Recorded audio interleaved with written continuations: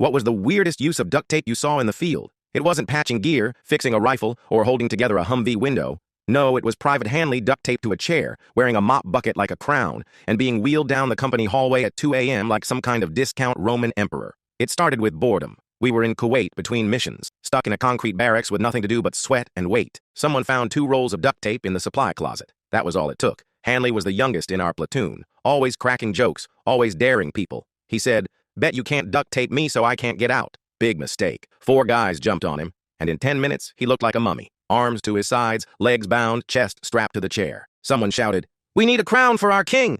The mop bucket was empty, so they flipped it upside down and duct taped it to his helmet. By then, half the platoon was howling with laughter. The chair didn't have wheels, so naturally, we taped an office chair to the bottom of it, then taped the 2 together. That's how the throne was born. They pushed him around like royalty while he tried to act serious, giving mock orders like, "Private Jenkins, fetch me water before I die of thirst." Here's the kicker. Our platoon sergeant walked in mid-parade. Dead silence. He stood there, arms crossed, looking at Hanley taped to the chair like a medieval prisoner king. We thought we were dead. Then the sergeant said, "At least you idiots finally used duct tape for something other than my busted radio." And he walked out shaking his head. Hanley stayed taped up another hour because nobody wanted to ruin the masterpiece. Guys were taking pictures, adding more layers of tape just to make sure he wasn't going anywhere. Someone even wrote "All Hail" in Sharpie across his chest straps.